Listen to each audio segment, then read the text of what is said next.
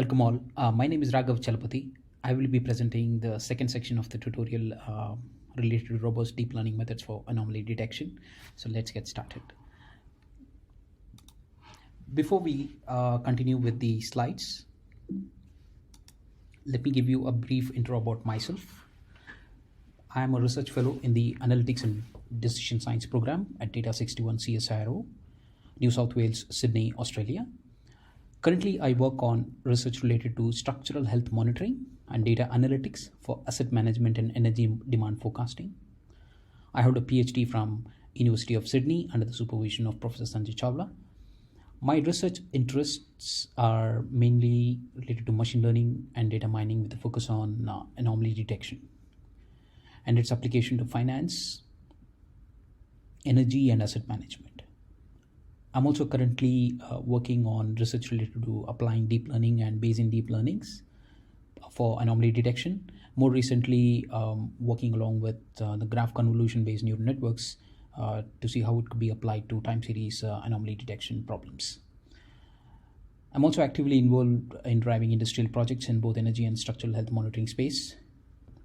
Currently investigating and applying the machine learning technique for damage detection in civil structures, including the iconic Sydney Harbour Bridge, and energy demand forecasting for MPC model predictive controller, which would be used in the optimal scheduling of air conditioning system and renewable energy resources. I'm also interested in applied research related to detecting frauds and anomalies within the finance, blockchain, and cryptocurrency domain. That being said, let me take you through the agenda for this section. So we will talk about the auto-encoders and its variants and see how we could extend the auto-encoders on the deep SVDD as well as the one-class neural network approaches. The diagram shows a basic architecture of auto-encoder. Well, so what is an auto-encoder? An auto-encoder is an interesting variant of neural network with two important changes. The first is the number of neurons in the input layer is same as the output layer. Therefore, simply the work of the network is to just copy the input to the output.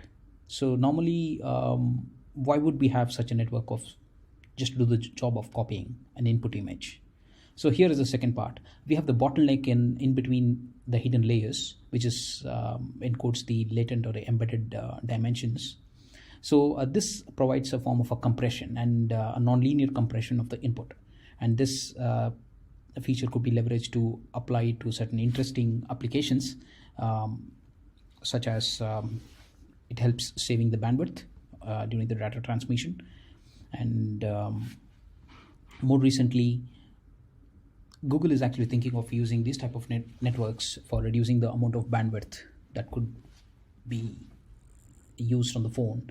So that if you download an image and then you downscale an image, send it over the network, and when you want to view the image on your phone, it is upscaled and decoded at the user end. And another interesting application of autoencoders is the image segmentation in case of autonomous cars, autonomous driving vehicles, where it is very important to segment the images and and to know where actually is the portion for the road, and where are the pedestrians, and where are the other objects on images on the road. Another interesting application of autoencoders are image denoising, which helps to remove the noise. Here we could see the image of two with the noise being denoised to produce a clear and a perfect image. Neural inpainting or missing the image, fill the missing image portion is another interesting application of autoencoder, and where it could be applied in removing the watermarks of present within an image. So here we present the autoencoders formulation, where the input matrix X subtracted with the reconstructed image, and we minimize the reconstruction error, where f is an activation function chosen to have the projections in the nonlinear dimensions, and use the input weights from from the input to the hidden, and V is the weights of the network, autoencoder network, from the hidden to the output. And by choosing a suitable activation function such as sigmoid, we tend to learn the nonlinear structures present within the data. Moving along, variation autoencoder is an interesting variant of autoencoder. Instead of obtaining a single embedded latent vector, here we obtain two separate vectors. So one is the mean and another one is the standard deviation of the distribution. So here we try to learn the distribution, the input distribution, and obtain the characteristics of the distribution in the form of a mean and standard deviation. And then the sample vector is further fed into the decoder for reconstruction. Well, training the variation autoencoder consists of minimizing the reconstruction error and along with the regularization term. Here a KL divergence is used to measure the distance between the learned embedded distribution and the input distribution PZ. Reconstruction loss consists of an expectation term, since we are learning the distribution instead of a single latent vector. And normally, in case of variational autoencoders, a normal distribution is used as an input. The P of Z is usually chosen as a normal distribution. Well, the challenge here is the backpropagating through the sampling vector, such as the mu and the solve, and this has to be solved, and this is being solved by applying a re-parameterization trick, wherein epsilon is introduced to separate the stochastic behavior, where the gray diamonds represent the deterministic node and the blue circle being the random node. Because we are learning the distribution as against embedded vector in case of autoencoder. So by introducing epsilon, we introduce a separate path for the backpropagation, wherein we could learn the embedded distribution Q of Z given the input feature vectors. Well, the challenges of VAE is the KL divergence limits the learning to only normal distributions, which is very much required for the closed form solution. And the encoded latent distribution and the decoder may be very separated far away. In case if the representations which is learned is far away from the input distribution, in such cases the KL divergence may not be very stable and maybe very high, and it may not be a suitable metric for the regularization term.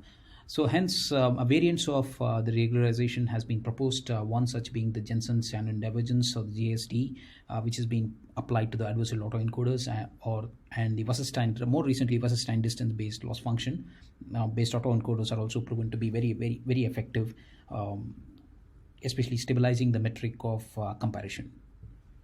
Well, this slide explains the working principle of adversarial neural network, which is where we are moving away from the variational autoencoder to an adversarial training domain.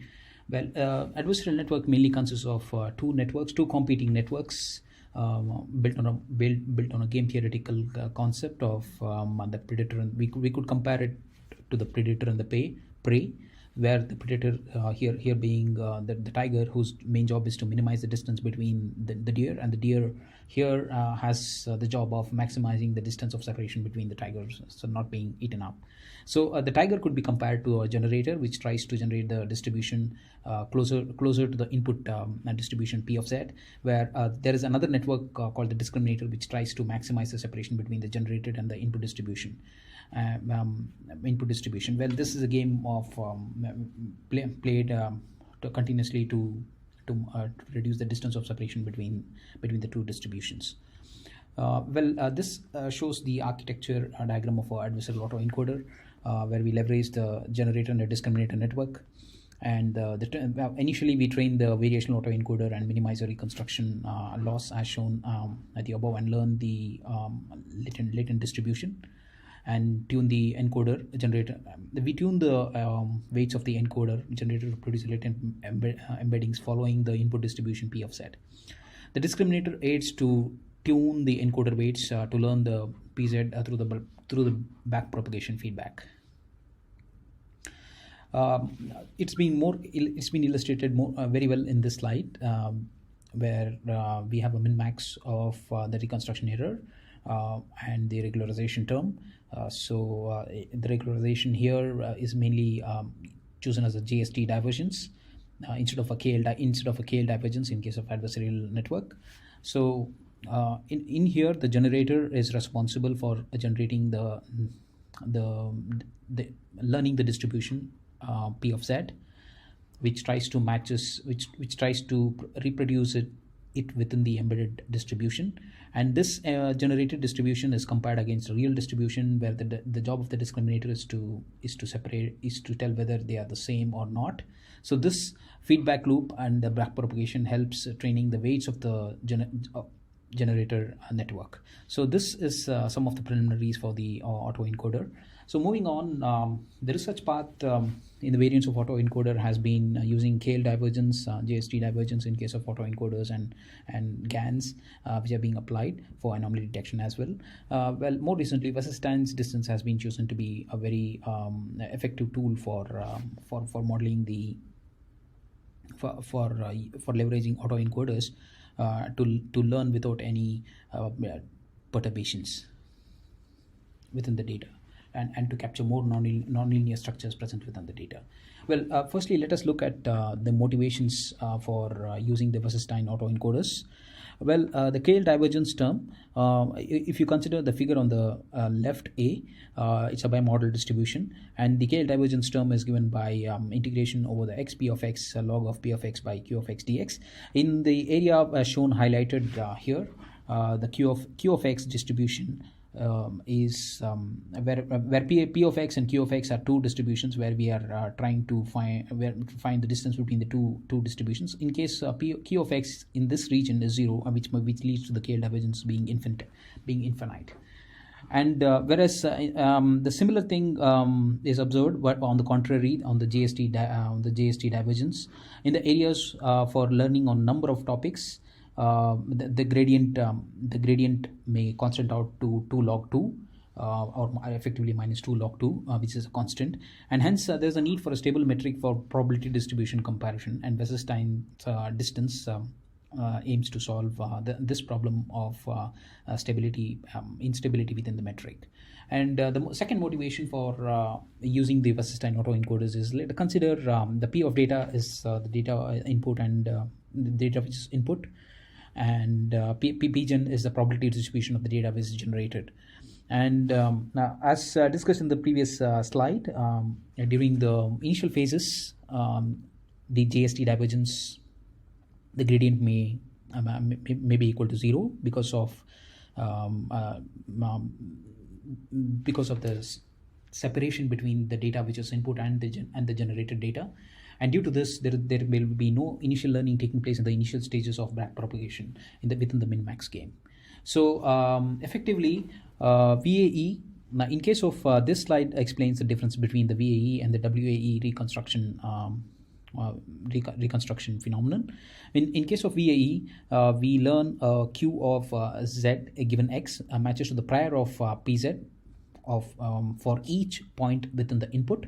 Whereas in case of WAE, the prior is aggregated at a global sense, where Q of where the learned latent distribution is penalized using a form of Wasserstein's distance. So in here, this slide explains the training and the loss function were used within the WAE approach. WAEs can be used with any encoders or decoders, and it could be used with any prior distributions, any prior distributions, not limiting it to normal distribution as in case of KL divergence. So VAE can be readily used with any reconstruction cost functions as such. And also, if you consider the VAE, the Gaussian decoders and the Wasserstein autoencoders with a squared pixel loss, then the first term simply coincides with the difference. Simply coincides. The main difference is in the regularizer. In case of VAE, we asked the individual encoded distribution to match the prior. So in other words, if we are taking our input images and encoding them, this random transformation, because encoders are random, we are getting these red circles here individually. As against the WAE, we are trying to learn the embedded distribution in an aggregate fashion. So instead of asking every red circle to match the prior, the yellow circle here, every red circle match the prior circle, as in case of VAE, we are asking it to match a single unified green circle in order to obtain a more unified representation of the latent distribution. The green circle here denotes the mixture of these red circle. And one more problem with respect to the variation of the VAE reconstruction is there is intersection of these red circles, which leaves an area of uncertain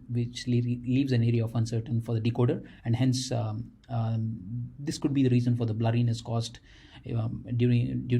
while reconstructing some of the images while using the variational autoencoder, whereas the problem is eliminated by making the input prior match in an aggregated global fashion. So as discussed, VAEs can be readily used with any arbitrary reconstruction cost function. So this is a generic algorithm for applying the VAE or the adversarial autoencoders or the variation or the Wasserstein autoencoders. The thesis here is anomalies have a higher reconstruction error. So initially we train the VAE or we train the VAE to obtain the sample vector, the mu and the sigma, and we draw L samples and obtain the reconstructed images or reconstructed input, and we compute the reconstruction error, and anomalies tend to have a higher reconstruction error when compared to the normal data samples, and this helps to determine whether the input point is a normal or anomalous point. Well, another variant of an algorithm applying the variational and adversarial and Wasserstein autoencoder is we could use using a set of reference input. In this case, we could use in this instance, as illustrated in the algorithm, we could use a set of normal reference images and a set of input points, and wherein the output is the anomaly scores for the input points X. So here again we train the VAE to obtain the encoder and the decoder representation respectively until the convergence, and we draw a sample from the learned embedded distribution and reconstruct a sample using a decoder. And once we could compute the distance from this reconstructed image to the reference group instance or the reference input image, and if we sort the images by the descending order of the score, the points which are farthest away from the reference images constitute the anomalies. And this technique, this algorithm can be applied generically while using the VAE or the adversarial autoencoders or even the Wasserstein autoencoders. So these until now we saw the autoencoders and its variants, and this is a set of models which are being proposed to extend the autoencoder methods, where initially the autoencoder is trained to learn the representation, the hidden latent representation, and once the autoencoder is completely trained, the decoder portion is eliminated, and we use the encoder layers to obtain a representation. So the thesis here is the normal images are represented using the encoder fall within the hypersphere. There is a hypersphere implementation, hypersphere cost function implementation approach followed in the deep SVDD methodology. So wherein the input X is mapped on to a representation using a trained autoencoder by using only the encoder layers. So the mapping of the normal examples fall well within the hypersphere, whereas the mappings of the anomalies fall outside the hypersphere. The formulation of the deep SVDD, there are two variants of the deep SVDD approaches. One is the soft boundary, and the other one is the hard boundary of the deep SVDD approaches. The difference being considering the radius of the hypersphere in the deep SVDD approaches being subtracted with the representations centered around the hypersphere, where we minimize the radius and the weights following by minimizing the value of R iteratively, and we consider the nth quantile. We assign the value of R to be the nth quantile of the representations which are being obtained, and the anomaly scores are obtained using the equation S of X is phi of X W star, subtracting the learned center of the hypersphere, and the scores.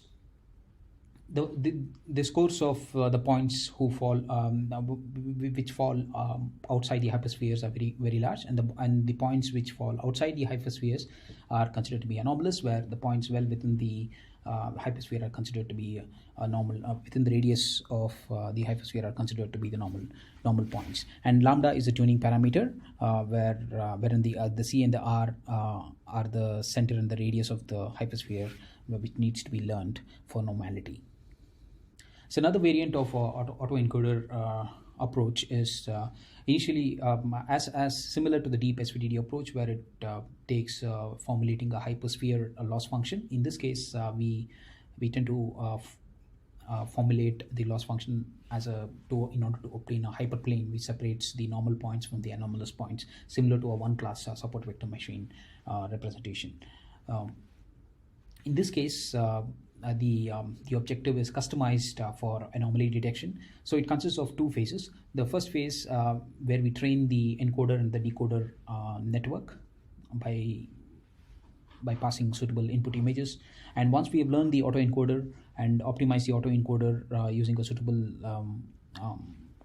optimizer through back propagation, we neglect the decoder portion of the network, and we consider only the encoded network by freezing the weights of the encoded network. And it's an optional step to either freeze the network of the network weights of the encoder, or you could as well adjust the weights of the network depending on the new architecture which is being formulated as a one-class neural network, where the one-class neural network architecture illustrates we reuse the encoder which is pre-trained, and then the latent embeddings are given on to a feed-forward network. In this case, we are having two layers of feed-forward network followed by a one output node, and the score obtained in this output node classifies image to be a normal or anomalous sample, depending on the values which are obtained for the values which are obtained at the output node. So the OCNN algorithm follows this formulation, where we formulate it as a hinge loss as against a hypersphere based loss function, as approached through the deep SVDD approach. So here again we learn the value of value of R iteratively we show that it is equivalent to computing the nth quantile of the representations obtained within the network architecture. So we start off with the points xn from 1 to n, and where the output is a set of decision scores. Until convergence is reached, the value of R is updated as the nth quantile of the representation of the single output node, which is shown in the previous diagram here. So this is the yn, the single output node shown here, and computing the decision scores is obtained by after updating the value of R, and the convergence, the value of R is subtracted from the representation to obtain the score. If the score is positive, then the points fall on the other part of the hyperplane and far away from the origin, and it's considered to be as a normal point. And if it is less than 0, it is closer to the origin, and it is deemed to be anomalous. The key insight here is to replace the scalar dot product with the feature representations obtained within the neural network as shown in the loss function here. So yeah, so with this are the autoencoder and its variants and its extension discussed. So I have a separate section where I'll be discussing the application of the autoencoder for anomaly detection using a real world data set, using Sydney Harbour Bridge data set. Well, see you again in the next section.